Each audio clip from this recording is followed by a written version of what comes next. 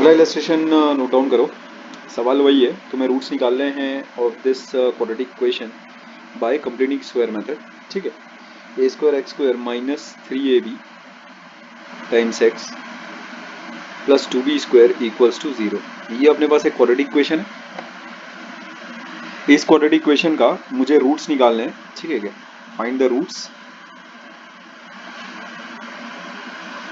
Using completing square method. ठीक है,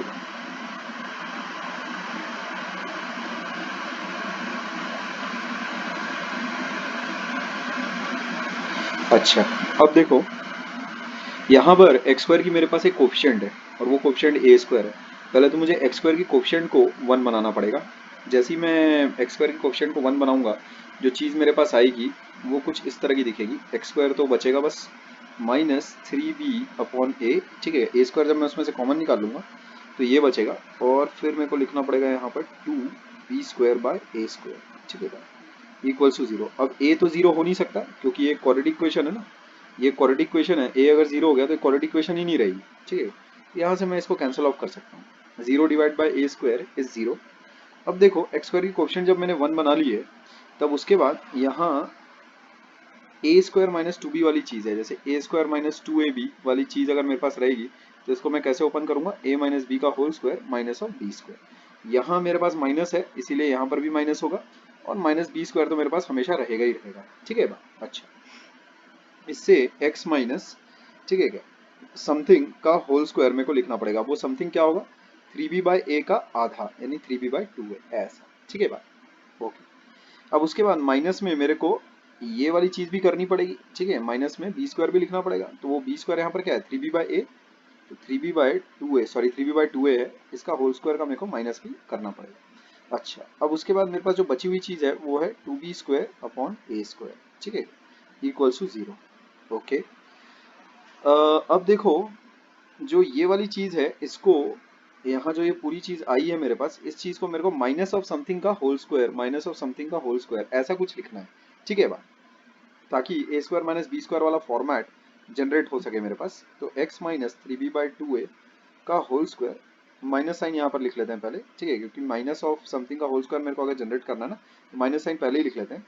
तो माइनस ऑफ 3b/2a का होल स्क्वायर, ये चीज अपने को क्या देगा देखो, 9/4 b² / a²। ठीक है, माइनस 2b² / a²। ठीक है बात, इक्वल्स टू 0। अच्छा,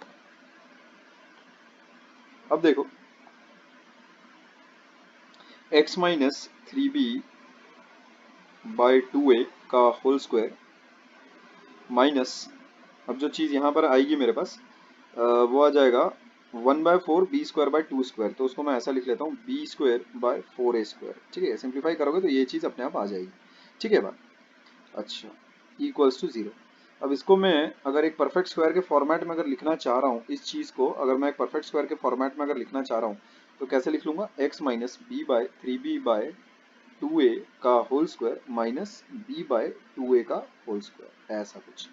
ठीक है बा, ओके। अब देखो, ये A square minus B square के फॉर्मेट में क्योंकि आ गया है, अब मैं a minus B a plus B लिख सकता हूँ। a, ठीक है, माइनस बी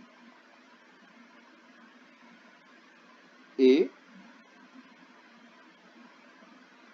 प्लस बी, ठीक है बा, ऐसा बराबर 0। ठीक है चीज, अब यहाँ देखो, सिंप्लीफिकेशन करना है बस ब्रैकेट का और कुछ नहीं। x माइनस, इस चीज को अपन कैसा लिख सकते हैं, 3b/2a प्लस b/2a। ठीक है, मेरे को x minus alpha x minus beta वाली फॉर्मेट में काम करने में मजा आती है, इसीलिए मैं ऐसा लिख ले रहा हूँ ब्रैकेट्स को, x माइनस पूरा होल का 3b/2a माइनस b/2a ऐसा लिख लेते हैं इसको। ठीक है, ऐसा। अब देखो, x माइनस यहाँ ये चीज कितनी हो जाएगी, 4b/2a, that will give you 2b/a। ठीक है, और जो दूसरा ब्रैकेट है उसमें क्या होगा, 2b/2a that gives you b/a। ठीक है, बराबर 0।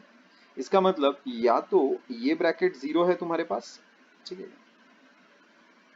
या फिर ये ब्रैकेट 0 है अपने पास। इसका मतलब तुम ऐसा बोल सकते हो कि या तो x 2b/a है या फिर x मेरे पास b बाय ए है। ठीक है, ठीक है ये चीज। ओके, अगले इलस्ट्रेशन की तरफ बढ़ते हैं।